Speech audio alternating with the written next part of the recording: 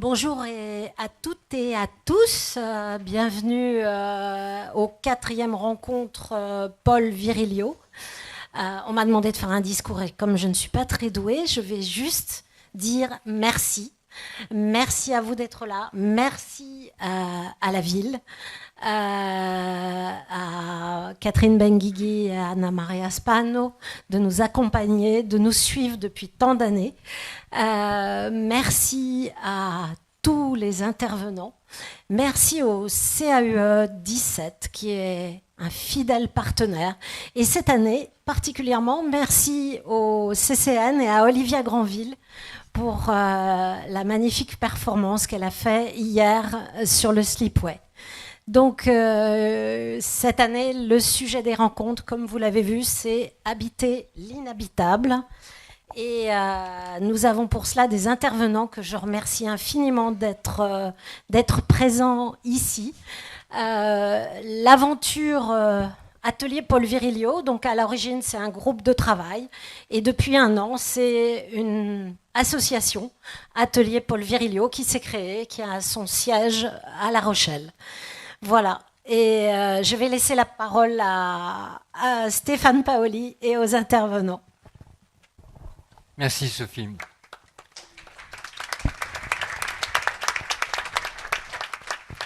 Alors, habiter l'inhabitable, c'est pas une petite question. Pour tenter d'y répondre, je vais vous présenter toutes celles et ceux qui participent à cette table ronde, en commençant par Stéphane Velut, qui est neurochirurgien. Bonjour Stéphane et merci d'être là. Oui, c'est toujours une approche transdisciplinaire qui nous intéresse. Quand on est confronté à la complexité, de mon point de vue, il n'y a qu'une approche transdisciplinaire qui permet d'approcher un peu de la compréhension. Et là, vous verrez que la pensée de Paul Virilio, qui est d'une incroyable actualité, parce que habiter l'inhabitable, on n'est pas loin de mettre un pied dans la porte, là, avec la géopolitique, avec l'économie, avec l'environnement, avec toutes sortes de questions qui se posent à notre humanité et qui sont d'une immense complexité.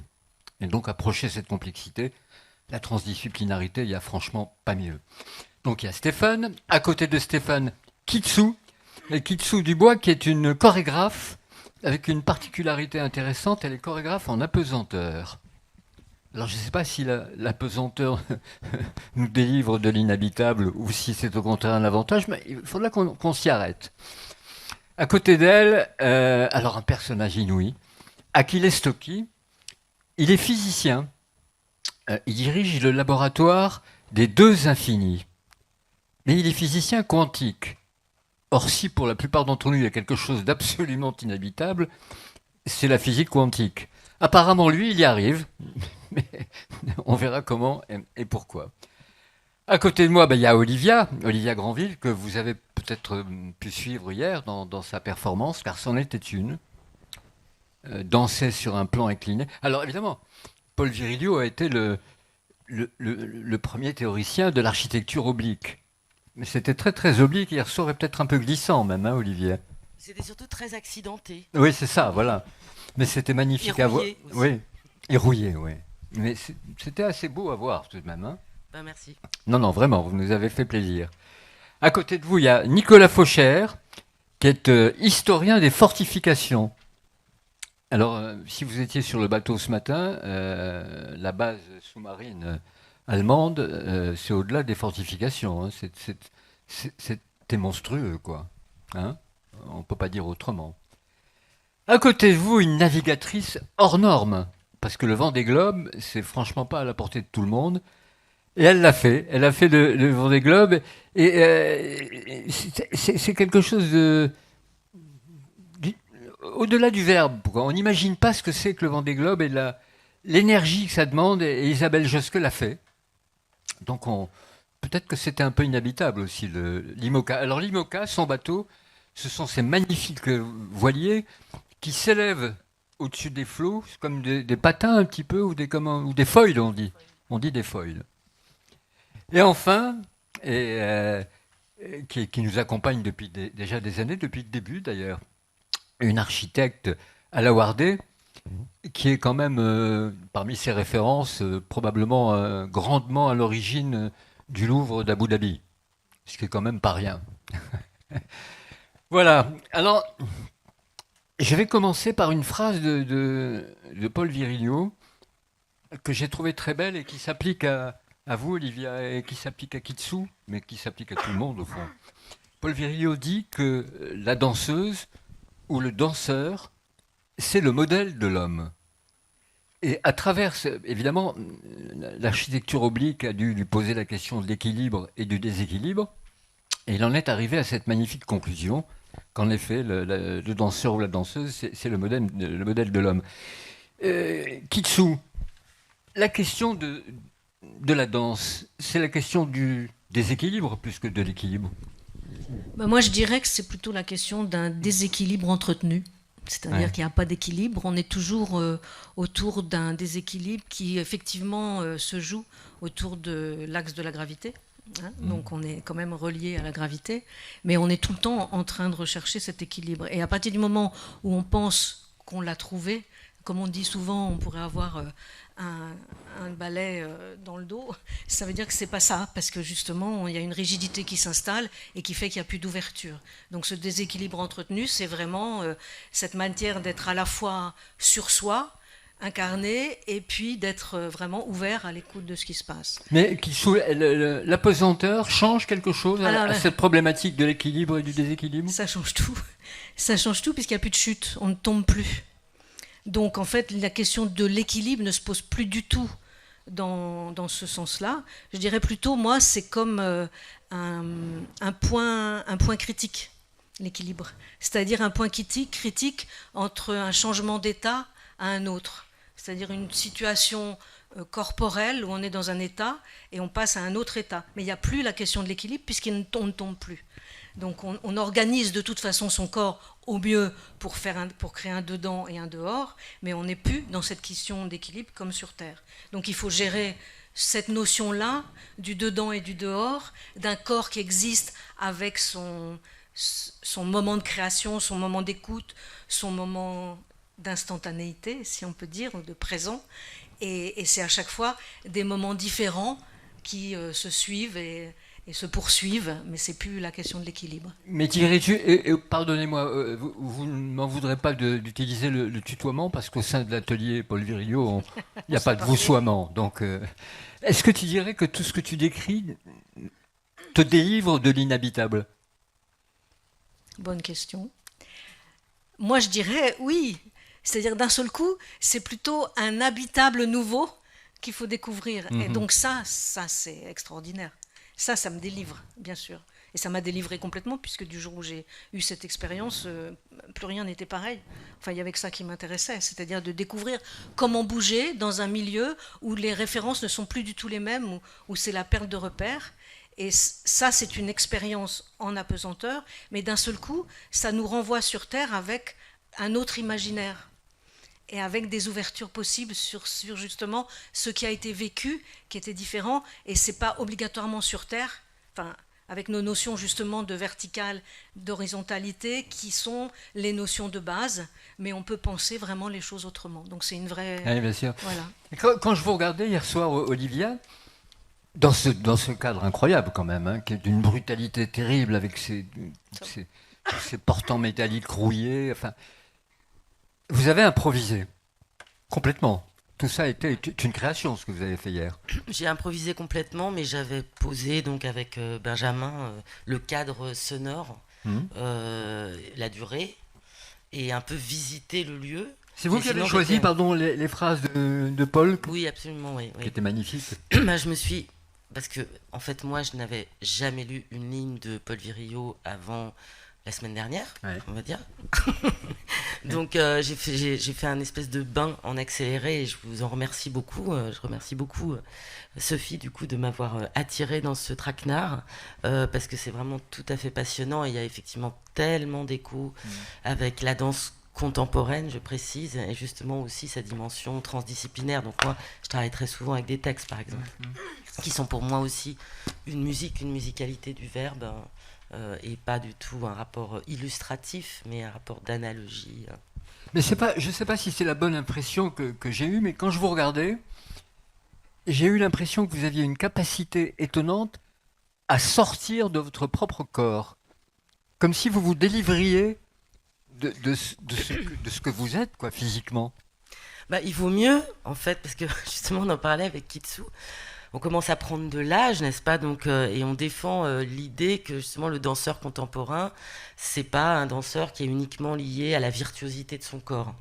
Donc, effectivement, on se posait la question, est-ce que à partir de 60 ans, est-ce que le corps ne devient pas lui-même inhabitable par rapport, en tout cas, à l'image qu'on en avait et qu'on voudrait en garder? Donc, comment on se réinvente avec ce corps-là? Effectivement, c'est très important et ça fait partie, oui, des fondements de la danse, quoi, je crois. Alors, restons dans le champ de la danse, parce que j'ai à côté de moi un acrobate, Achille. Laboratoire des deux infinis, donc infiniment grand et infiniment petit. La physique quantique est un aspect de la physique absolument extraordinaire et magnifique. On en parlait ensemble en disant qu'il est quasi poétique. Mais est-ce que pour un physicien quantique, l'équilibre, ça a une réalité? Ou est-ce qu'il existe un équilibre entre l'infiniment grand et l'infiniment petit en physique? Bonjour. Effectivement, peut-être pour clarifier cette histoire de deux infinis, tout d'abord, effectivement, on parle de physique de deux infinis parce que lorsqu'on veut explorer la nature, effectivement, le domaine qu'on peut explorer avec nos sens, nos moyens, il est assez limité. Il est assez limité en échelle de distance et aussi en échelle de temps. Et effectivement, on s'aperçoit que les choses les plus surprenantes et la meilleure compréhension qu'on a de la nature et des lois physiques, on commence à l'acquérir lorsqu'on explore la nature dans ses dimensions les plus petites. Donc en fait, c'est ces voyages un peu vertigineux. Voilà, là on peut dire qu'on perd un peu l'équilibre, mais ces voyages vertigineux vers l'infiniment petit, c'est à ces moments-là où on voit et on touche aux vraies lois, ce qu'on pense être les vraies lois qui régissent la nature, et donc par exemple la nature quantique et tout ça, dont peut-être on aura l'occasion de parler. Mais ce que je disais, que c'était l'autre côté, donc il y a toute une partie de l'échelle qui est plusieurs ordres de grandeur. Effectivement, là c'est assez vertigineux dans le sens que lorsqu'on est habitué à considérer ce qu'on voit, ça fait, je ne sais pas, des millimètres, quelques dizaines de millimètres, et la réalité de la matière, il est plutôt à 10 ordres de grandeur, 15 ordres de grandeur. Donc en fait, la taille de particules qui constitue toute la matière, c'est plutôt des objets qui font une taille qui est un zéro avec 18 zéros avant de voir le 1. Voilà, et donc ce voyage-là, effectivement, nous amène dans un monde qui est absolument non intuitif et tout ça, donc d'un côté. Et puis quand on parle de l'autre infini, c'est simplement qu'effectivement il y a aussi un infiniment lointain, c'est-à-dire on sait qu'effectivement il y a toute une échelle qui va vraiment vers l'infiniment grand. Et sauf que ce qui est assez passionnant et ce qui fait que dans nos laboratoires on étudie les deux infinis, c'est que effectivement, in fine, bon, sans vouloir être forcément réductionniste dans l'approche, lorsqu'on veut étudier par exemple l'évolution de l'univers, l'origine de l'univers et tout ça, on est bien obligé et tout commence par des particules et par des interactions. Alors, et à ces moments-là, on étudie aussi l'infiniment lointain avec des particules et des interactions. Et donc tout ça, je pense qu'il y a un continuum entre les deux, c'est un peu simplifié. Bon, d'abord, il n'y a pas d'infini parce que nous, on a un peu horreur de l'infini. Nous, on passe notre temps à mathématiser l'infini, à le régulariser, parce que lorsqu'on a un infini, on n'a pas de prédiction. Mais c'est effectivement ces deux échelles-là qu'on étudie. Et dans tout ça, ce qui domine dans la nature, à la fois dans l'infiniment petit et l'infiniment grand, c'est le vide. Bien sûr. Et lorsqu'on passe le temps, c'est d'étudier le vide. Est-ce que tout ça, ça donne est-ce qu'il y a une notion d'équilibre là-dedans? Alors, j'en reviens à cette question, parce que tu viens de parler des interactions. Oui. Et on dit généralement que l'une des principales forces de la physique quantique, c'est d'être essentiellement relationnelle. Oui. Est-ce que l'équilibre a encore une place dans cette dimension-là, ou est-ce qu'elle s'en fiche complètement de l'équilibre et du déséquilibre, la physique en général et la physique quantique en particulier? Alors, effectivement, je dirais une chose, la physique quantique en général, en fait, lorsqu'on étudie la physique, on est obsédé par la compréhension des interactions. Et je pense que la mécanique quantique donne des explications de ce qu'on appelle les interactions, qui est la meilleure, la plus brillante qu'on n'a pas eue. Mais une fois de plus, là aussi, je peux essayer de la rendre intuitive. Je répète, nous on se cache toujours derrière les mathématiques. Alors pourquoi j'ai dit ça? Parce qu'effectivement, la mécanique quantique on décrit de toute façon le monde, donc on zoome dans l'infiniment petit, on trouve quelques gros mots de particules, quelques gros mots comme ça, mais tout le reste vide. Alors on pourrait dire c'est vide et complètement inhabitable, pour revenir au thème, il n'y a rien qui se passe entre ces particules, des espèces de monades, de particules. Et effectivement, la richesse de la mécanique quantique, ce qui nous permet de changer complètement notre vue sur ce qui est une particule, un objet. Alors d'abord parce qu'on n'arrive plus à la décrire qu'un simple terme d'objet, il faut la décrire comme une onde, comme une perturbation, par un principe d'indétermination, dont on pourra parler. Et donc, qu'est-ce qu'il s'avère? Il s'avère qu'effectivement, lorsqu'une particule, même dans un vide extrême, a des dimensions qu'on n'arrive pas à apprécier, de 10, moins de 18, des choses tout petites, qu'est-ce qu'il y a? Cette particule, effectivement, elle n'est pas seule, elle s'entoure toujours. La mécanique quantique lui permet de s'entourer de toutes ces interactions. Donc, à chaque fois, la particule peut émettre toujours ces interactions. Donc, c'est comme si la particule était entourée par ses propres interactions. Et ça, c'est assez extraordinaire, parce que ça veut dire que si d'un coup, il y a deux particules dans le vide, chaque particule est entourée de sa propre interaction, c'est comme si la particule dans le vide était toujours prête à interagir avec une autre particule qui s'entoure aussi par ces interactions. Et donc, le vide qui paraît complètement un lieu, et là, on peut toujours remercier un peu Paul Virilio pour certaines intuitions poétiques qui ont des bases mathématiques, à la fin on le retrouve, qui est un vide qui paraît absolument inhabitable. Finalement, le vide n'est jamais vide, il est bouillonnant. Dès qu'une particule est dans le vide, il le peuple. Et dès qu'il y a ça, il le remplit d'interactions. Et donc, effectivement, et ça, je remercie Maria qui m'a donné cette suggestion, Maria Vlach, c'est effectivement le vide est vraiment le foyer social de particules. Donc, c'est là où, en fait, toutes les interactions. Donc, c'est copyright Maria Vlachou, cette phrase. Ouais. Voilà. Mais une belle idée, oui, Maria. Voilà, qui est une bonne idée. Voilà, ça. Mais Elle a sauvé mon intervention. Merci, Maria. Voilà. Et c'est vrai que effectivement, l'interaction a une place principale en mécanique quantique. Et d'ailleurs, l'explique de façon intime. Ça veut dire tout est interaction. Et le vide, c'est là où toutes les interactions se passent. Et moi, je serais tenté de te dire, Achille, que ce qui est absolument magnifique dans la physique quantique, quel est le physicien qui disait personne ne comprend la physique quantique? Moi? Non. Non, mais beaucoup de monde. Non, mais elle a une particularité. Oui, Heisenberg. Heisenberg le bien disait, sûr. oui. Elle a une particularité, c'est qu'elle rend tout possible. Et donc, je trouve qu'elle est elle n'est pas facilement accessible, mais je la trouve formidablement habitable. Oui. Puisqu'on en revient quand même. En revanche, Isabelle, alors la coque d'un IMOCA, on n'est pas loin de l'inhabitable. Hein. Ça dépend quand, et ça dépend dans quelles circonstances. Parce que la coque d'un IMOCA sur une mer calme, c'est tout à fait habitable, c'est petit, c'est un petit cocon, on peut s'y sentir très bien. Et puis la même chose dans les mers du Sud. Quand ça commence à craquer un peu de tous les côtés. Quand ça va très vite, quand ça tape, quand ça tangue, ça roule, et que le vent souffle très fort, donc le bateau gîte énormément. À ce moment-là, oui, ça peut devenir totalement inhabitable, dans le sens où là, on est carrément en danger, en fait. On est en danger dans sa bannette, on est en danger assis au poste de veille. En fait, on est en danger tout le temps. Et là, oui, là, ça devient inhabitable. Mais tu dis une chose que je trouve troublante. Il ne s'agit pas ici de tomber dans le misérabilisme ou quoi. Mais nous sommes en danger. Tous. C'est vrai. La question environnementale est une question existentielle. Et on n'en parle pas, ou quasiment pas. Et en tout cas, on ne fait pratiquement rien pour tenter d'échapper à ce qui nous menace. Il y a quelque chose qui relève du déni. Quand on est dans un bateau lancé à la vitesse du tien, quand on est seul et que ça commence à craquer à droite et à gauche, on revient à l'essentiel, hein, et notamment à la survie.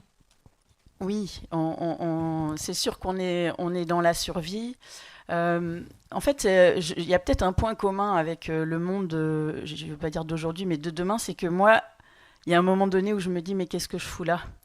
Et peut-être que dans quelques temps, on va se dire, mais comment on en est venu à se retrouver dans ces situations qu'on rencontre, en fait. Mais en fait, tu choisis pas ça par hasard, c'est pas possible. Évidemment que quand je me dis ça, il y a un petit peu de mauvaise foi, parce que avant d'y aller, je me doutais. Mais c'est, je pense, toute la contradiction en fait de ce genre d'aventure, de navigation, c'est d'aller se mettre dans des situations quasi invivables et d'en tirer des choses extraordinaires. Donc il y a des moments en fait, avant de partir, j'avais hâte et en même temps je redoutais énormément. En plus, je partais pour mon deuxième tour du monde, donc je savais où j'allais. Et en fait, je me suis retrouvée dans des situations très difficiles à vivre où, quand c'est de la survie, en fait, on pense plus à grand-chose, on ne fait plus grand-chose. En fait, tout devient compliqué. Manger, dormir est compliqué. Donc là, la vie à bord se limite à très peu de choses, très peu de mouvements. La stratégie, elle va consister à aller tout droit. Et puis d'un coup, le vent se calme. Et là, d'un coup, c'est le bonheur absolu. Et je me suis vue, et je pense que je ne suis pas du tout la seule, avec une faculté d'oubli instantané de ce que j'ai vécu avant. Mais tu formes un couple avec ton bateau, Isabelle? J'en reviens décidément à cette question de Oui. l'équilibre et du déséquilibre. Bah oui, oui. Alors, oui, je forme un couple avec mon bateau. Oui, en plus, moi, j'ai navigué pendant longtemps, pendant presque 8 ans, sur le même bateau. Donc, je le connais très bien. C'est mon deuxième chez moi. Enfin, ça a été mon deuxième chez moi. Ça a été ma maison, en fait, pendant de longs mois. Pour moi, c'est pas une machine, un bateau, hein. Pour moi, ça a une âme, mais parce que c'est ma vie est entre les mains de mon bateau quand je pars quand je pars en mer, et surtout quand je traverse les tempêtes. Donc j'ai besoin d'avoir confiance dans mon bateau, j'ai besoin d'en prendre soin pour avoir l'impression qu'il prend soin de moi aussi. Donc il y a quelque chose, ouais, je sais pas, c'est comme une monture en fait. Et pardon, j'ai oublié ta deuxième question. Non, je parlais du couple que tu formais et de l'équilibre et des équilibres Oui. qu'il faut atteindre aussi avec son propre bateau. Oui, alors la question de l'équilibre, elle est bizarre aussi quand on est en mer, parce que le principe de la navigation, c'est d'être tout le temps en déséquilibre. C'est un peu comme dans la danse. Tu es tout le temps dans la fonction oblique là, quand tu es en mer, hein, Ouais. au Ouais, passage. on dit, nous dans la voile, on dit on vit penché. Ouais. Et souvent, on en a marre de vivre penché. On aimerait bien être sur un plan, être déjà à l'horizontale, mais en plus, le truc qui me manque énormément, et c'est pour ça que là, je suis tellement heureuse d'être à terre, c'est parce que, en fait, ça bouge tout le temps. Tout le temps, même quand il y a très peu de vent, en fait. Et d'avoir un sol qui bouge tout le temps, eh bien, ça entraîne que mon corps recherche l'équilibre. Et même quand il dort, en fait, du coup, je ne sais pas ce qui est en fonction dans mon cerveau, mais il y a un truc qui est tout le temps en alerte pour essayer de remettre un équilibre qui, de toute façon, ne reviendra pas avant que je touche terre. Il y a dans tout ce que vous dites, les unes et les autres, c'est la lutte. Et Paul Virilio, c'était un guerrier. Il fallait voir Paul quand il commençait à parler, à défendre un point de vue. Ça poussait très très fort, hein. On était dans les 40e rugissants quelquefois avec Paul. Alors Stéphane, cet enjeu, au fond, de combattre l'inhabitable, quelque forme qu'il puisse prendre, ça se passe dans notre tête? Qu'est-ce qu'il dit le neurochirurgien quand il entend Isabelle ou quand il entend Kitsu ou Olivia? Je vais reprendre ce que vient de dire notre navigatrice. Approche bien le micro, hein, qu'on t'entende. Moi, je suis extrêmement impressionné par les prouesses d'une navigateur, seul en mer. Bon, en fait, à l'écouter, c'est assez intéressant parce que elle a utilisé des termes de l'ordre de l'affectif. Elle a parlé du bateau qui a une âme, de ses peurs, des instincts de survie, de ses bonheurs d'être sur une mer plate, peut-être à prendre un peu le soleil ou se restaurer. Et puis, on a senti que là, il y avait le mariage parfait entre une pensée émotive, instinctive, où joue la survie quand même, c'est un danger permanent, vous avez parlé, et la rationalité. C'est-à-dire qu'il faut à la fois être parfaitement rationnel pour réagir en choquant la voile ou au contraire, etc., etc.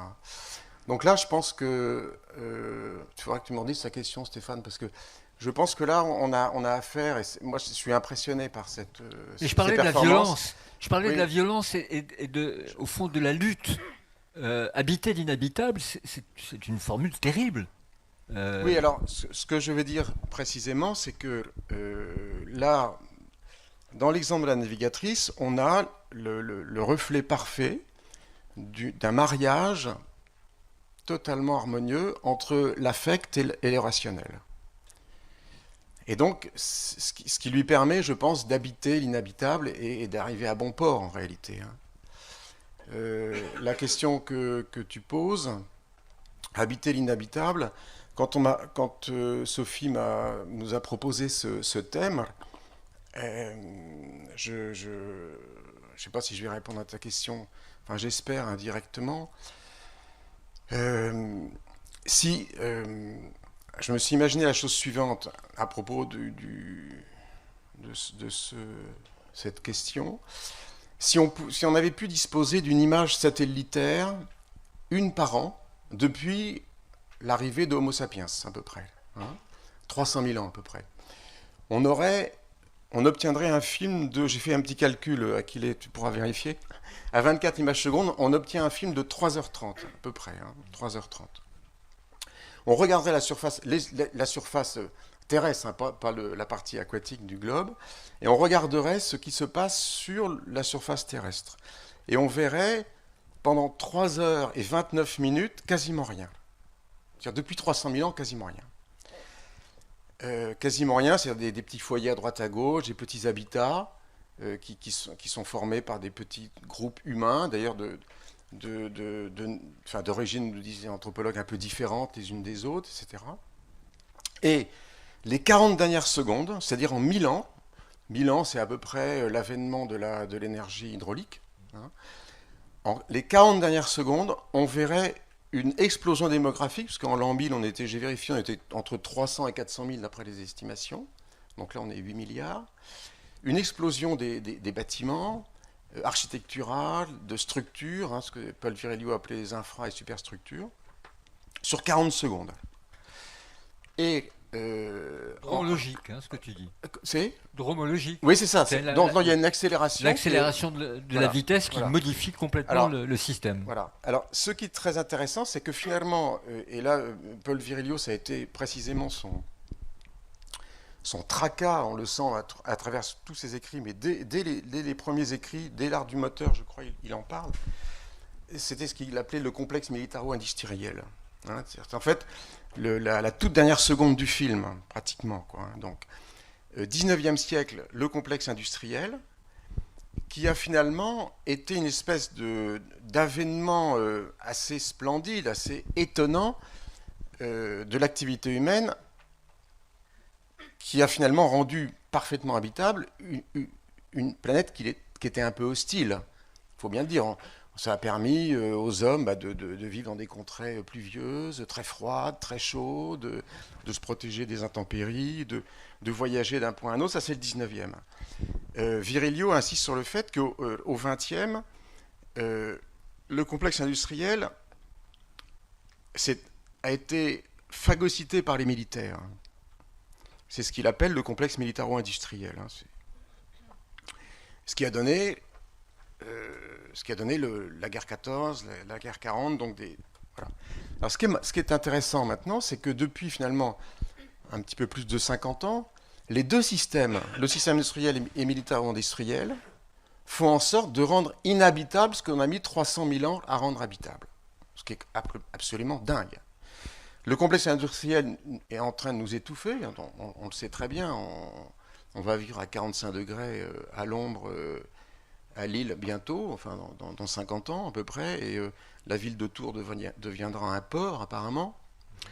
Et le complexe militaro-industriel rend inhabitable depuis un siècle, en fait, et a fortiori on le voit maintenant, des territoires entiers habités par des civils. Autrement dit, les deux grandes inventions de l'homme, la première étant salvatrice, la deuxième étant destructrice, concourent finalement à la même chose, c'est-à-dire à rendre inhabitable une terre qu'on a mis 300 000 ans à apprivoiser. À t'écouter, je me tourne vers l'historien, vers Nicolas Fauchère, historien des fortifications. Si vous avez fait la croisière ce matin, la base sous-marine de La Rochelle, c'est effrayant. Et je me demande, quand on voit ce genre de construction, si ça n'est pas là que commence ce que Paul Virilio appelle l'accident intégral. La guerre, par son effet, par ses conséquences, a des réactions en chaîne qui peuvent prendre une telle dimension qu'on se trouve en effet dans l'accident intégral. Et qu'est-ce que dit l'historien de la présence de la fortification dans l'histoire de l'humanité?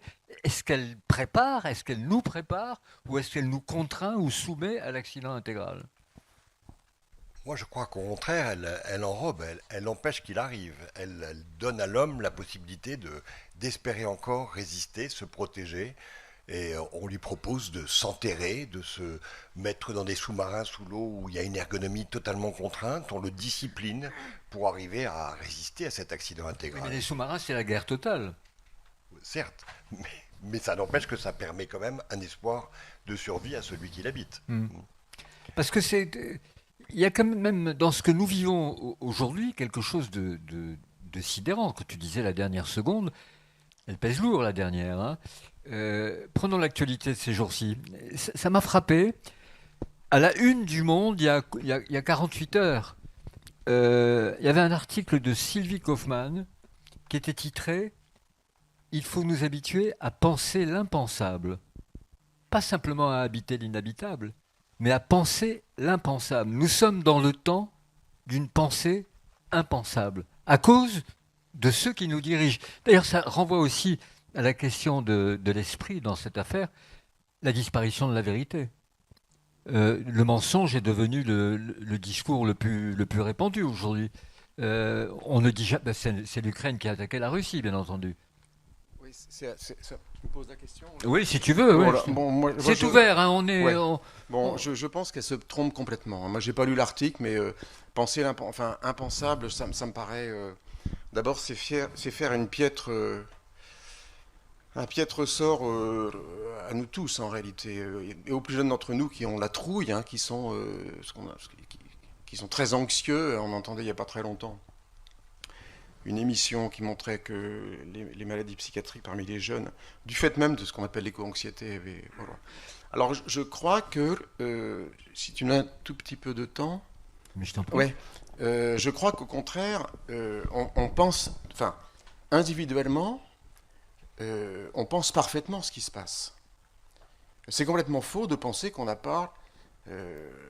qu'on n'a pas conscience individuellement de ce qui nous arrive. C'est complètement faux. Alors, moi, je crois que... voilà. Me vient l'image de... C'était, je crois, ça devait être en 2019. Greta Thunberg, que tout le monde entend, que tout le monde connaît, s'est adressée à l'ONU. Et là... comment osez-vous, a-t-elle dit, vous avez gâché mon enfance. Et là, les Onusiens étaient un petit peu médusés. On a lu des articles ensuite dans la presse qui montraient qu'ils étaient un petit peu fâchés aussi. Et il y a eu un article extrêmement intéressant. Des articles ont été publiés quelques mois après dans la Revue des Deux Mondes, où je ne me rappelle plus de son nom, je crois qu'il s'appelle Hume, a écrit Greta Thunberg, c'était un petit peu la sainte Greta des fins imminentes. Incapable de jouir de son adolescence, incapable de jouer. Alors là, moi je crois qu'il y a dans cet événement un symptôme extrêmement intéressant. Greta Thunberg, en fait, c'est la rationalité. Elle n'est pas dans l'affect. Elle a engueulé les Onusiens. C'était une enfant. Mais ce n'est pas une enfant qui s'adressait à des adultes. C'est une enfant qui s'adressait à d'autres enfants qui, comme le dit Virilio dans un de ses bouquins, je ne sais plus lequel, vit dans un état d'ébriété permanent sous l'effet des technosciences qui elles-mêmes se gaussent et s'enivrent de soi-disant progrès. Les Onusiens, c'est qui? C'est nous. C'est-à-dire qu'en fait, c'est un petit peu ce que je pense depuis un certain temps, c'est-à-dire que à l'état individuel, nous pensons comme Greta Thunberg, et on n'a pas du tout envie de jouer, mais à l'état collectif, nous sommes sous l'effet d'un cerveau affectif qui est subordonné à tout un tas de techniques, de produits de consommation qui s'adressent à nous sur le mode libidinal, c'est-à-dire sur un mode de récompense. Et ça, on ne peut pas y échapper. On est foutu. Et en réalité, c'était des enfants, les Onusiens, qui n'avaient qu'une envie, c'est de retourner jouer. Avec leurs outils, avec leurs voitures, avec leur économie, avec leur capitalisme. Donc en fait, je pense que individuellement, on pense tous, mais collectivement, on a le même cerveau collectif qui est celui qui fait voler les étourneaux en escadrille ou qui fait marcher les manchots en famille sur le bord de la banquise. C'est le même, on est des animaux sociaux comme les autres, et contre lequel on ne peut pas lutter. On ne peut pas lutter contre son instinct et ses émotions. Et là, on y reviendra peut-être parce que... Moi, j'ai une déformation professionnelle, quoi. Quand je vois un Zola qui titre « J'accuse », je me dis qu'il se passe quelque chose d'important. Or, nous subissons et nous acceptons de plus en plus souvent l'inacceptable. Et souvent, nous l'acceptons parce que nous vivons dans une société globale, systémique, une société du déni. Ne pas dire les choses pour ce qu'elles sont, dans une forme de refus du réel. C'est ça qui rend peut-être aussi le fait que nous habitons l'inhabitable. Dès lors qu'on refuse de voir la réalité du monde, tel qu'il est, dès lors qu'on accepte l'idée qu'un type puisse dire régulièrement dans tous les 20 heures, en Europe, qu'il y a des nazis en Ukraine et que c'est l'Ukraine qui a attaqué la Russie, sans qu'il y ait quelqu'un qui dise « mais attendez, là j'accuse le mensonge, j'accuse l'instrumentation, tout est évident. » Nous nous taisons. Globalement, nous nous taisons. Si Paul Virilio était avec nous aujourd'hui, il nous mettrait un bordel comme on n'en a pas souvent vu. Il y aurait un refus absolu. Nous avons renoncé au refus absolu. Ça me trouble. Je ne sais pas comment font les chercheurs quand ils sont confrontés à quelque chose qui leur paraît inacceptable. Mais qu'est-ce qui se passe?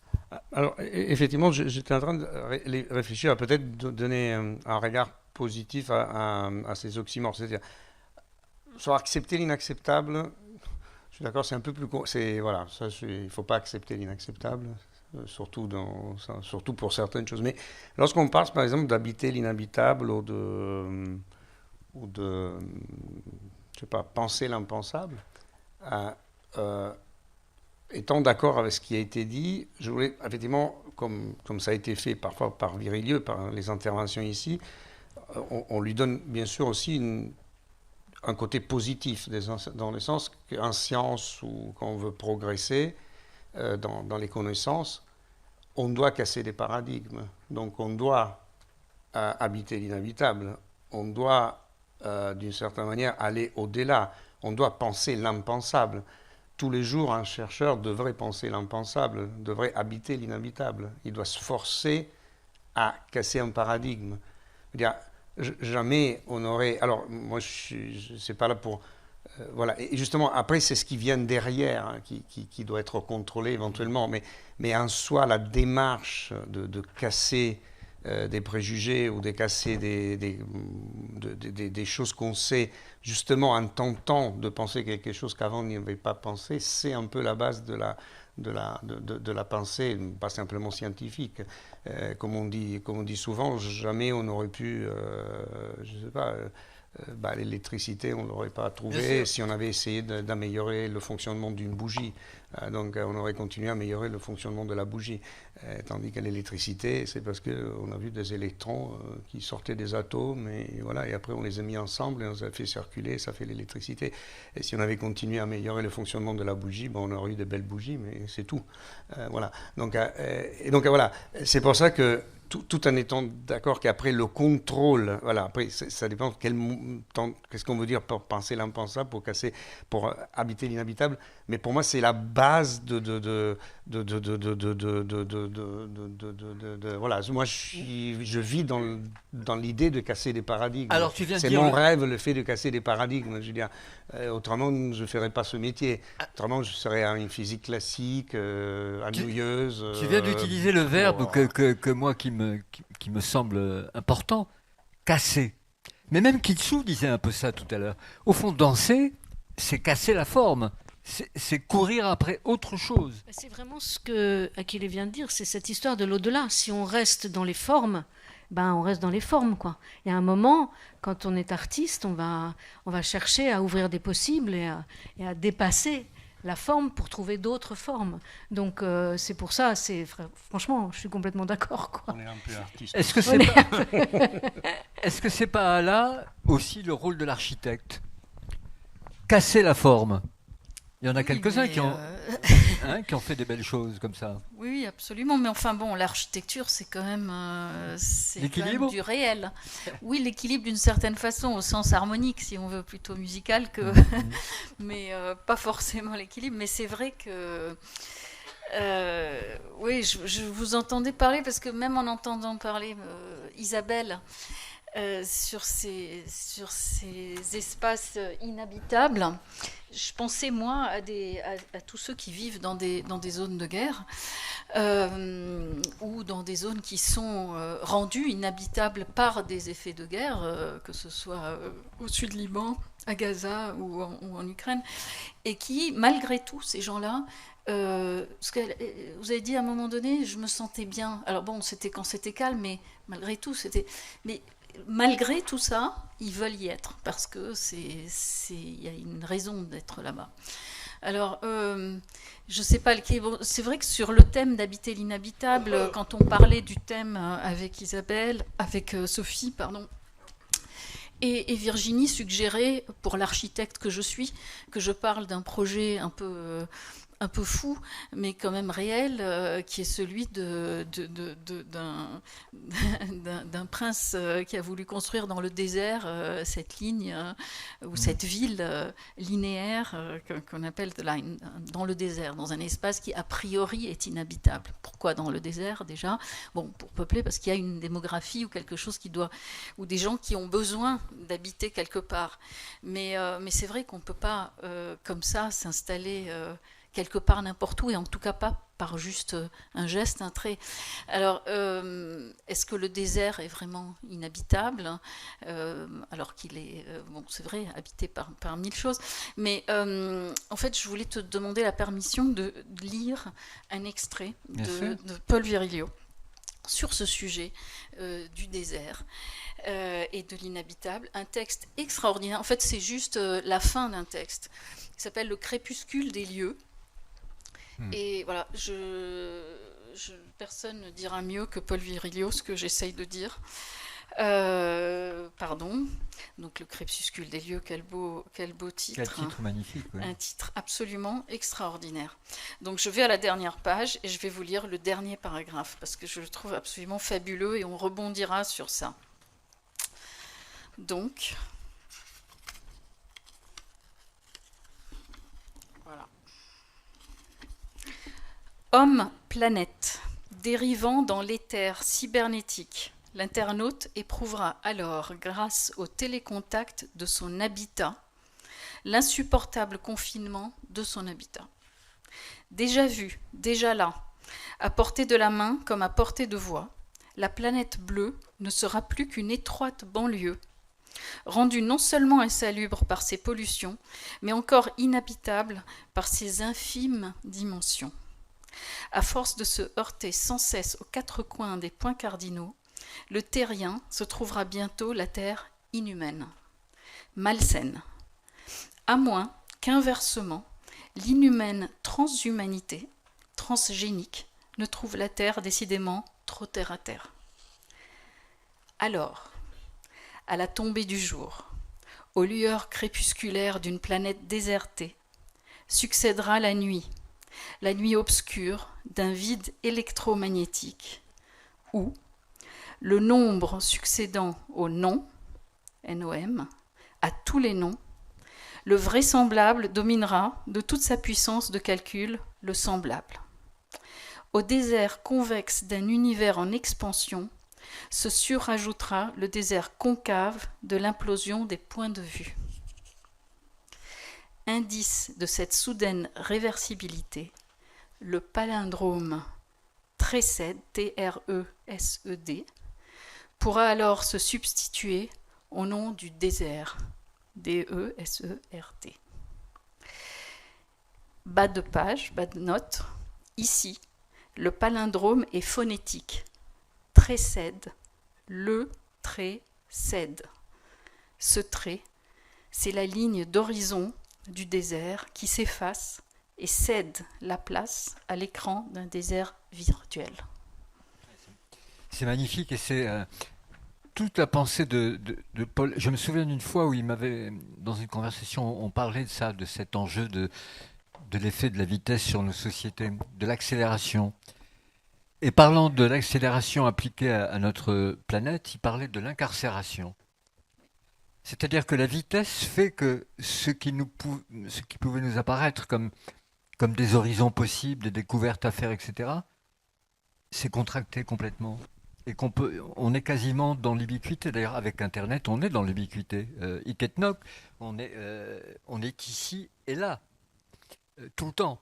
Et Paul était...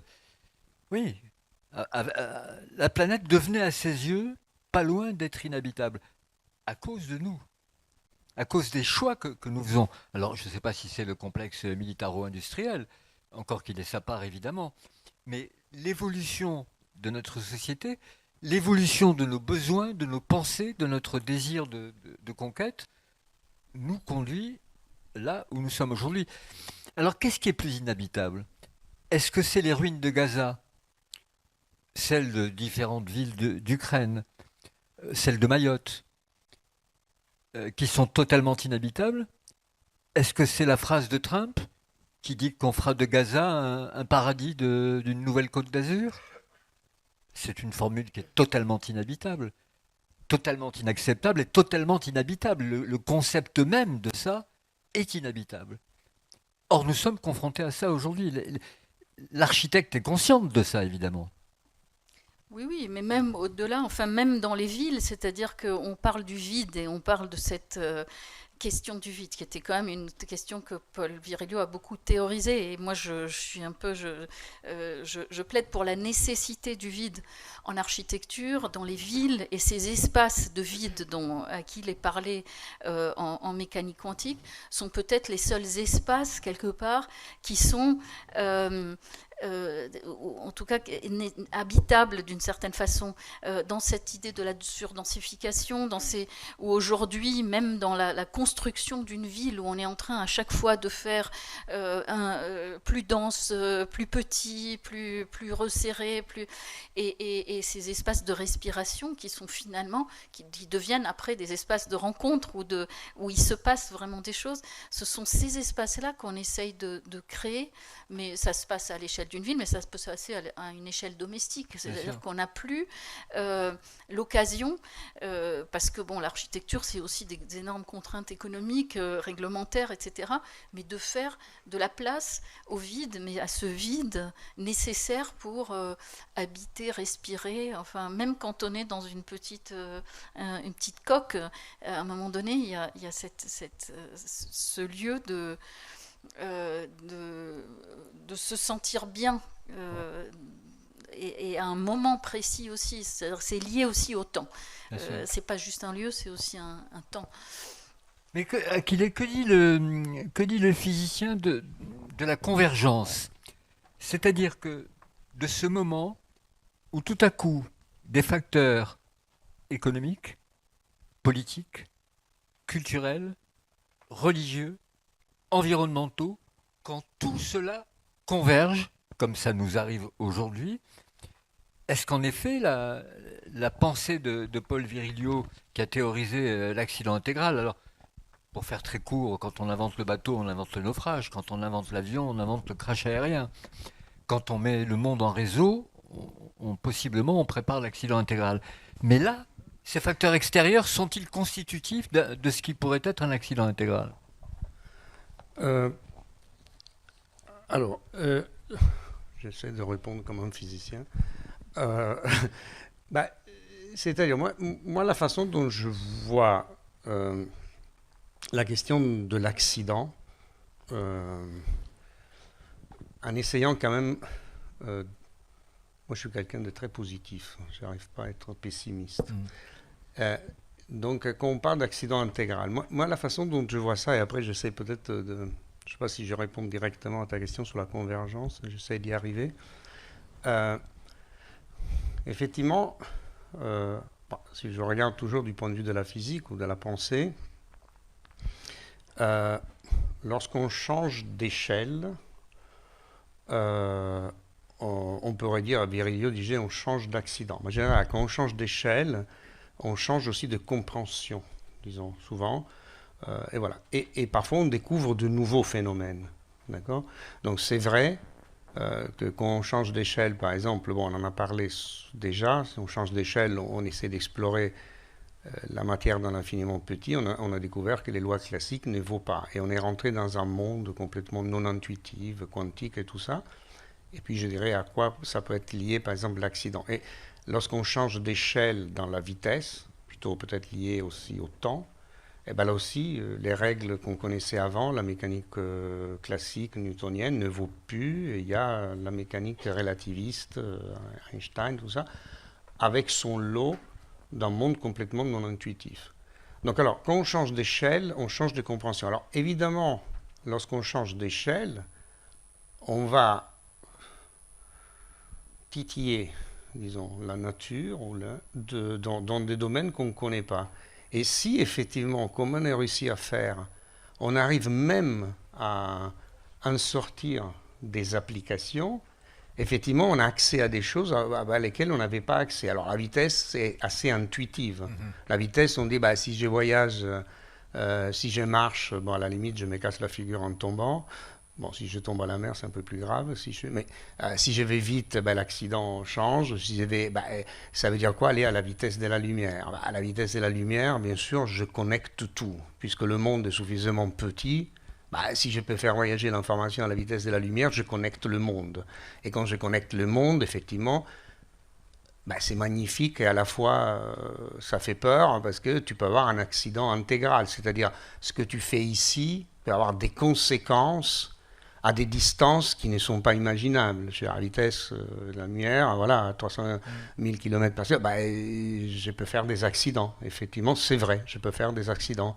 Soit en transportant de la mauvaise information, soit en envoyant des choses. Voilà, j'ai changé. Et là, effectivement, c'est incroyable. Ça peut être un accident, ça peut être une chose formidable pour la connaissance, et ça peut être transformé en accident intégral. Par exemple, pour la vitesse. Ça, c'est plus intuitif. Et je pense que ça a été développé par Virilio. Mais on peut le voir, par exemple, aussi en mécanique quantique, le fait de, par exemple, connaître l'infiniment petit. Qu'est-ce qui nous a permis de faire? Il nous a permis, par exemple, de comprendre que la matière est structurée en gros mots, un gros mot d'énergie qu'on appelle matière, hein, parce que c'est la même chose, E égale mc carré. Donc là, c'est un petit gros mot des matières, un petit, hein, M, puisqu'il est multiplié par C au carré, qui est gigantesque, ça fait une énergie énorme. Donc la matière, c'est un gros mot d'énergie, en grosso modo. Une petite matière, c'est une énorme énergie. Sauf que la matière est tellement petite qu'on ne la voit pas si c'est juste une particule. Mais quand on la voit dans la matière ordinaire, si on arrive à la casser de façon ordonnée, ben on en fait une énergie infinie. Et ça, c'est la bombe atomique.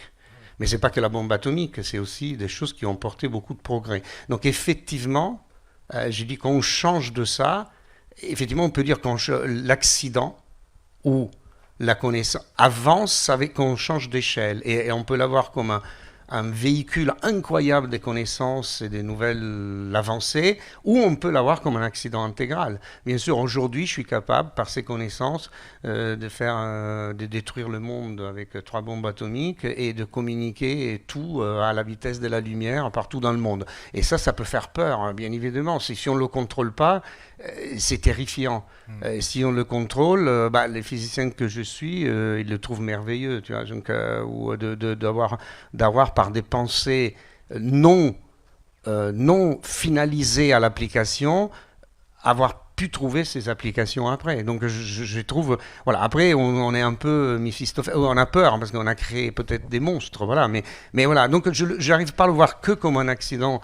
Voilà. Après derrière, comme tu dis, toutes les autres choses, religion, économie, etc. Effectivement, si après sous ces choses-là se mettre du mauvais côté de l'application, ça peut être terrible. On peut arriver à des conséquences.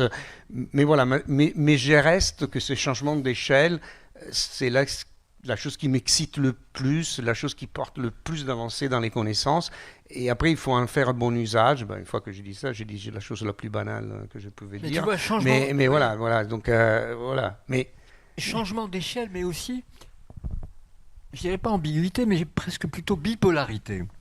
Parce qu'en effet, les fortifications, c'est pour nous protéger.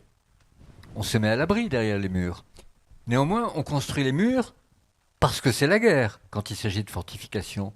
Donc les deux choses se regardent. Et dans l'histoire de l'humanité, les fortifications ont toujours été pour se protéger, mais parce qu'il y avait la guerre. Sinon, on ne se protège pas comme ça. On n'a pas besoin de mettre des murs en béton comme ceux qu'on a vus ce matin quand il ne se passe rien. Donc il y a ces deux aspects qui cohabitent et qui font qu'on peut, du jour au lendemain, en voulant se protéger, rentrer dans quelque chose qui devient totalement inhabitable. C'est cette espèce de dualité permanente qui est troublante et autour de laquelle Paul ne cessait de s'interroger, enfin de tourner en tout cas.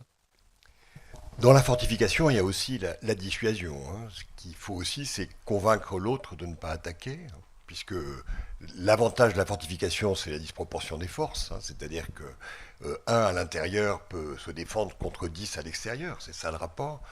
Mais il y a une part de frime qui est absolument déterminante. La fortification permet aussi à un pouvoir d'exprimer son monopole, sa violence, son contrôle social. Et ça, c'est effectivement une réalité importante.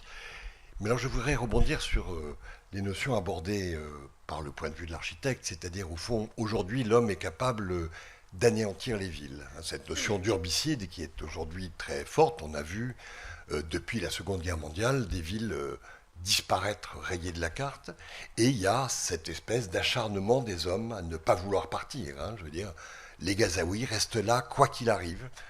Ils ne veulent pas partir, même si la ville est devenue inhabitable.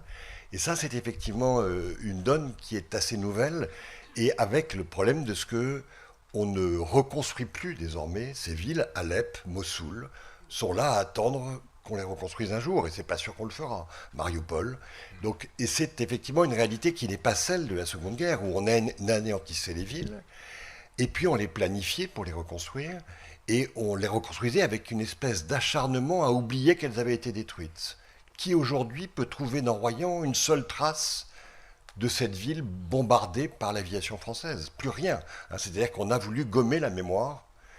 Et c'est effectivement une réalité qui aujourd'hui est tout autre. Aujourd'hui, on vit dans des villes qui n'existent plus et on continue pourtant à habiter sous tente. Mais comment interprétez-vous le fait qu'en effet, désormais, les guerres sont faites d'abord aux civils.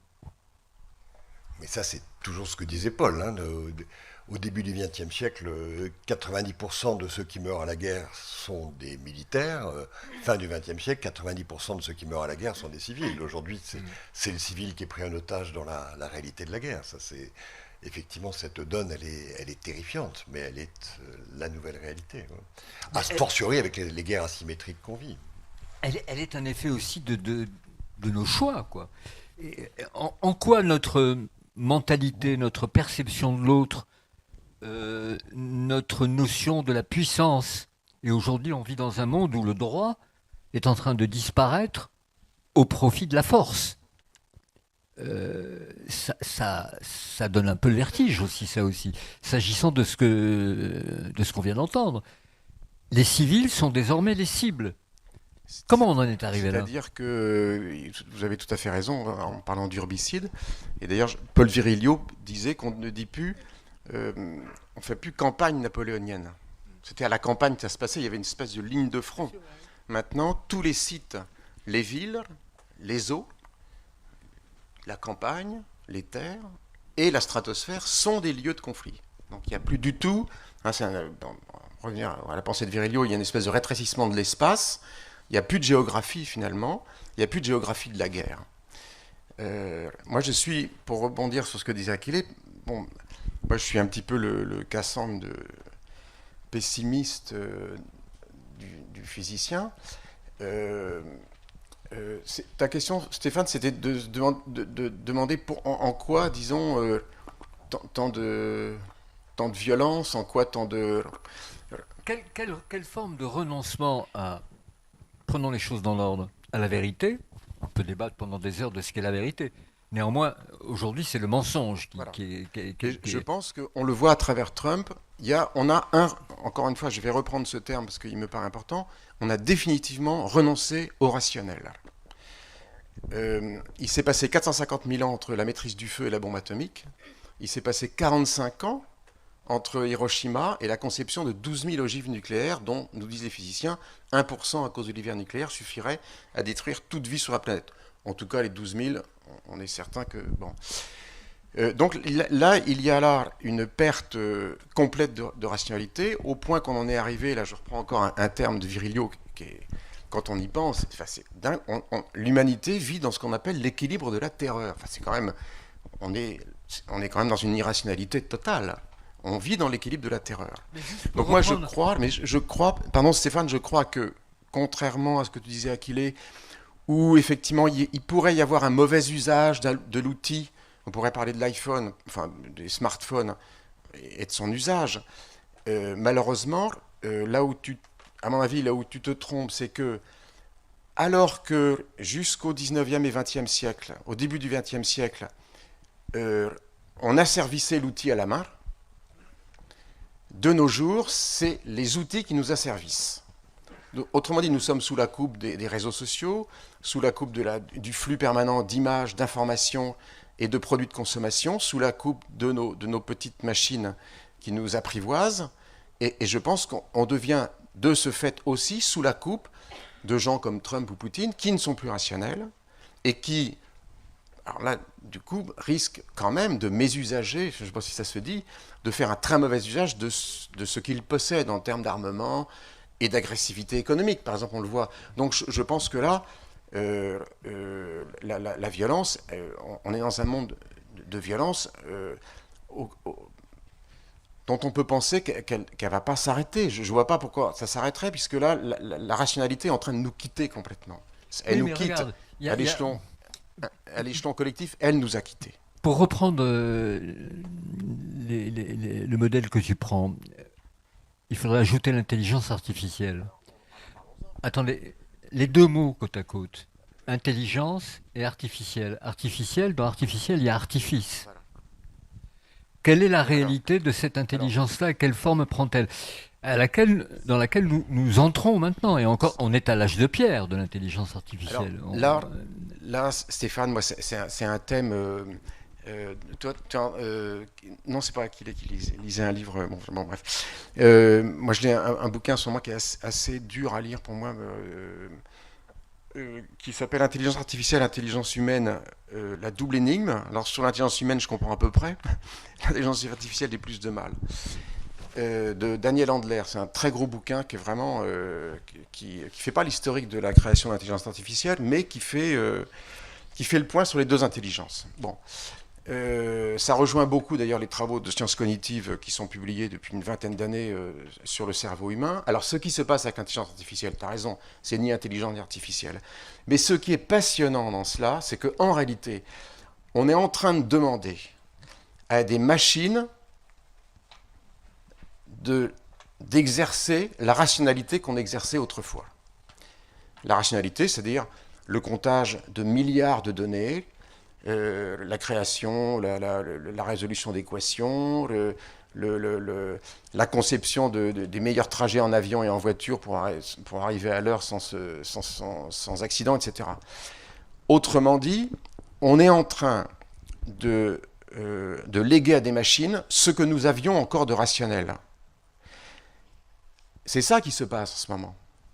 Quand on voit que, comme je disais tout à l'heure, que les outils qu'on utilise s'adressent à nous sur le mode libidinal, je veux ma pizza dans 15 minutes, je veux mon t-shirt bleu marine demain, ça on s'adresse à nous, Amazon, etc., s'adresse à nous sur le mode libidinal, autrement dit, s'adresse à notre cerveau archaïque, il va nous rester, à mon avis, dans 50 ans, et à nos enfants a fortiori, plus de rationalité du tout qu'on aura confié à l'IA. Et là, on sera sous le joug, à mon avis, je pense que l'humanité va se trouver sous le joug total d'affect, et donc d'un accident intégral, ça c'est certain. Je crois donc, moi, contrairement à Achille, je pense que en créant l'intelligence artificielle, nous sommes en train, volontairement, de sacrifier une grande partie de l'espèce humaine. Et je crois que si on le fait, c'est à dessein, nous sommes trop, et on le fait simplement parce que la nature veut toujours un retour à l'équilibre. Manifestement, il y a actuellement sur la planète un déséquilibre entre l'espèce humaine et les autres espèces. Je ne parle pas que des animaux, je parle aussi des plantes. Mais Miyazaki tient à peu de choses près le même propos que toi. C'est-à-dire qu'il s'inquiète en effet de ce que nous sommes et de ce que nous pourrions devenir, c'est-à-dire absents. Alors attention, ce n'est pas la fin du monde comme disait Paul, c'est la fin d'un monde, donc il ne faut pas être inquiet. La fin du monde est un concept sans avenir. Voilà, je pense que c'est pas ça. Il ne faut pas en être inquiet. Ça serait bien justement de commencer à aborder ce sujet, parce que sinon tous ces sujets-là, en fait, on peut les lire dans les journaux, les regarder à la télévision, on en parle sans arrêt. Je suis pas sûre qu'on ait quelque chose de forcément plus intelligent à dire. En fait, il y a des spécialistes de tout ça. La situation du monde, le constat, on le connaît. Moi, ce qui m'a vraiment fasciné dans la petite porte d'entrée que j'ai eue sur la pensée de Virilio, c'est justement que c'est quelqu'un qui est complètement visionnaire et annonce un monde, mais tout en disant, justement, cette vitesse, à un moment donné, elle va conduire à l'inertie. Et donc l'inertie, c'est la mort. Et donc j'aimerais bien revenir à la première question, juste sur la question du déséquilibre, parce qu'on en a très peu parlé en tant que danseur, par exemple. Moi, quand je travaille avec des gens qui ne sont pas danseurs, et des gens dans la salle avec qui j'ai travaillé, par exemple, je leur dis, la marche, et c'est ce que dit Virilio aussi, la marche, c'est une chute. Hein, donc il faut bien accepter de chuter d'un pied sur l'autre pour avancer. Hein. Donc en fait, c'est la stabilité qui est la mort. Et cette inertie, à un moment donné, quand elle sera là, par un trop plein de vitesse, peut-être il faut faire confiance en l'humanité pour savoir comment est-ce qu'il va passer au travers. Parce que de toute façon, c'est quand même le fondement de l'être humain, c'est justement de se mettre en mouvement et donc d'accepter de tomber, peut-être d'être en état de survie, de survivre. Alors c'est peut-être indécent de parler de survie pour des gens qui sont en situation de guerre à Gaza, évidemment, mais quand même cette notion de survie, est-ce que ce qui est intéressant dans la vie, c'est de rester assis sur un fauteuil et d'y être bien confortable? Je ne pense pas. Je pense que tout le trajet de l'humanité, c'est de risquer l'accident quand même, et de se mettre en danger. C'est pour ça que la question de la fortification, par exemple, moi, elle m'interroge beaucoup, parce que la fortification, c'est essayer de garder une stabilité, de protéger quelque chose d'existant, et en protégeant cet existant et en menaçant ce qui est à l'extérieur, est-ce qu'on ne favorise pas justement cette volonté de stabilité qui conduit au pire, parce que c'est finalement ça qui conduit au pire, je pense. D'autant que la dissuasion n'est plus dans les murs. La dissuasion, elle est désormais nucléaire. C'est-à-dire que derrière la dissuasion se profile la destruction totale. Et donc l'anéantissement. Donc vivre avec ces idées-là en tête, c'est pas un désespoir. Moi, j'ai toujours trouvé que Paul Virilio n'était pas du tout un pessimiste. Au contraire, quand on côtoyait Paul Virilio, on passait plutôt un bon moment, avec souvent d'ailleurs des bonnes franches rigolades. Mais il y avait la révolte. Il y avait la révolte contre le fait de ne pas oser se mettre en déséquilibre, de ne pas oser tomber et d'accepter. Ouais. Voilà. Moi, j'aimerais qu'on évoque cette question du temps et de la vitesse, parce qu'on peut envisager justement un ralentissement du temps. Par exemple, tout à l'heure, tu parlais d'inertie, mais l'inertie, c'est la quantité de mouvement contenu dans un corps. Donc, on est assis là, mais si on est à l'écoute de tout ce qui bouge dans notre corps, on est déjà en mouvement. Et ça, c'est un ralentissement de l'extérieur, mais c'est une écoute du temps à l'intérieur. Et donc, cette duplicité entre un temps qui est en mouvement à l'intérieur et quelque chose qui semble arrêté à l'extérieur, si on l'utilise, finalement, ça permet de reprendre accès sur notre vie et continuer à proposer, avancer, sans être dans l'accélération qui fait que ça nous fait oublier un peu tout. Et donc la question du temps, elle est vraiment importante. Le ralentissement n'est pas le fait de la décroissance, obligatoirement, c'est le fait juste d'une compréhension et d'une existence finalement humaine, c'est-à-dire notre corps et notre véhicule aussi. Alors évidemment, je suis danseuse, mais c'est vrai que c'est notre unité de compréhension du monde. À partir de notre corps, on peut comprendre le monde. Et avec effectivement toutes ces technologies, en fait, ça nous soulève, ça nous enlève le corps. On est vraiment, on n'a plus de corps en fait. Et donc de se remettre dans un corps, de se réancrer et de ralentir dans l'idée que justement on a un mouvement interne et qu'on va l'utiliser pour avancer, je pense que c'est quelque chose de positif et qui peut peut-être nous permettre de sortir. Je voulais peut-être dire une chose dans le sens que je pense que aussi c'est une question. Voilà, je peux peut-être porter moi mon éclairage personnel, c'est-à-dire c'est pas une question de. Alors il est évident. Il est évident dans l'histoire de l'avancée des connaissances, etc., dans différents domaines, je parle le mien, parce que lorsqu'on explore, on casse des paradigmes, etc., c'est vrai qu'on comprend mieux les choses, on va plus loin, etc. Bon, il est clair qu'au fur et à mesure qu'on a fait ça, pour reprendre l'intuition de Virilio sur les changements d'échelle, sur l'accident, forcément, tout cela a été toujours... il y a toujours eu après des percées qu'on dit technologiques qui effectivement ont porté à ce qu'on connaît, certains objets, certains... Et voilà. Bon, bien entendu, cette chose-là, donnée, banalisée, sont des instruments, on peut être très pessimiste, effectivement, ce sont des instruments mortels. Je veux dire, c'est forcément, tu changes d'échelle et malheureusement, de ce point de vue-là, on a augmenté presque la dangerosité de l'utilisation de ces avancées technologiques. Ça vaut pour la bombe atomique, ça vaut pour la vitesse de la lumière, de l'information, ça vaut pour... l'intelligence artificielle est liée aux deux, en fait. Bon, on pourra en parler plus du point de vue technique.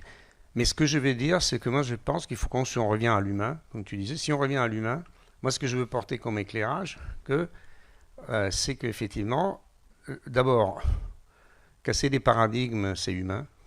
Il n'y a pas d'intelligence artificielle qui sait le faire, d'accord ? On va pas rendre l'intelligence artificielle créative du tout. Donc, reste très humain, hein, très c'est peut-être on les casse au moment de grands déséquilibres, mental peut-être, psychologique, etc., mais on le casse dans ces moments-là. Et la deuxième chose que je veux dire, c'est que puisqu'on comprend le monde, plus normalement on devient humble. C'est-à-dire aujourd'hui, et c'est ça je pense qu'il faut réinstiller dans la société, c'est la rationalité, mais surtout l'humilité. C'est-à-dire, par exemple, ce que j'ai dit là où on a discuté l'autre temps, lorsque par exemple vraiment la mécanique quantique et la relativité, on accepte des choses, on ne comprend pas tout, Et on accepte presque de n'arriver pas à tout comprendre. Donc ça veut dire, si effectivement, même les scientifiques, le pire d'un scientifique, c'est être arrogant. Le scientifique doit être extrêmement humble, extrêmement humble. Il doit comprendre que c'est la suite qui va être le mieux. C'est ce qu'il avait fait avant, ça compte très peu. Donc, effectivement, il faut être responsable. Tout ça, ça peut amener des instruments qui sont très dangereux, mais je pense que l'intelligence humaine dans tout ça, doit être la base de tout. Et la base de tout, c'est continuer à être complètement humble dans son approche et dire qu'on n'y arrive que par ça et que voilà, c'est ça. Bon, après, c'est sûr que la responsabilité d'avoir découvert des choses qui ont des impacts néfastes, voilà, c'est comme avoir donné des jouets dans les mains des gens totalement irresponsables. On a eu à Kili des cas de figure intéressants par rapport à ce que disait Olivia sur la nécessité de la chute. Quand nous, scientifiques et techniques, nous avons commencé à fabriquer les premiers robots humanoïdes, la chose la plus difficile, qui nous a posé vraiment des questions d'une complexité rare, c'est la marche. C'est la marche. Faire marcher un robot, c'est d'une complexité incroyable. Parce que c'est gérer le déséquilibre permanent. Parce que déjà, on n'est pas fait, enfin c'est complètement absurde. Ouais. On est censé marcher à 4 pattes. Donc ça n'a aucun sens de marcher sur des surfaces aussi petites que ça. Et c'est ça qui a permis de libérer la main, de libérer le geste, le savoir, la pensée, et de nous amener peut-être à cette catastrophe, mais... Alors, comment pourrait-on en être sûr, justement? Donc, effectivement, c'est bien d'être humble. Il y aurait un jour une belle réflexion à mener sur, mon Dieu, où nous a conduit l'outil? Le premier. Un petit peu dans une situation qui est celle que décrit Paul, d'ailleurs. Juste un mot, et puis ensuite, mesdames et messieurs, vous aurez la parole. Toutes vos questions sont évidemment les bienvenues, à la condition que vous fassiez un petit geste et qu'on vous apporte un micro.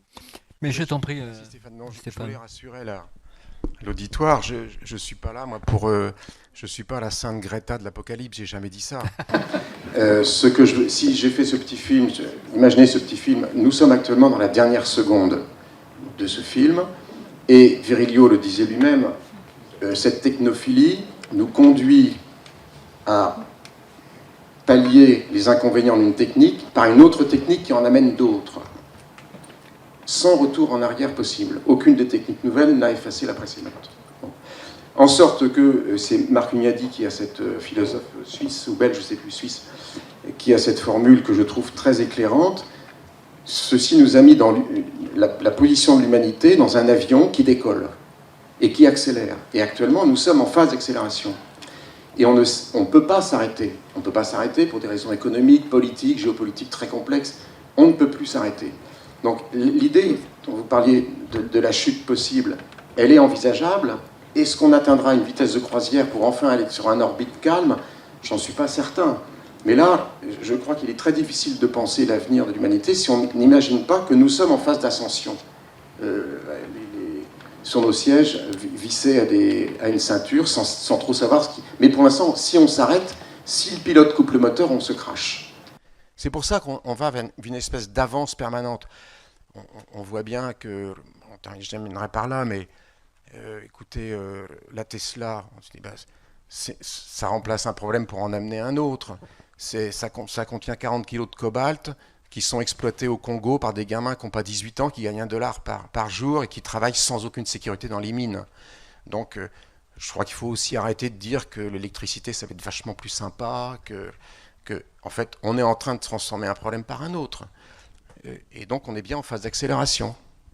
En tout cas, s'il fallait résumer, au fond, la pensée si large de Paul Virilio, s'il nous passe un message, c'est rester debout. Rester debout, c'est-à-dire gérer l'équilibre, décidément. Hein. Voilà, vos questions, s'il vous plaît, mesdames et messieurs. Merci d'abord de votre écoute. Et puis, vous nous faites un petit signe, on vous amène un micro et on sera heureux de vous entendre.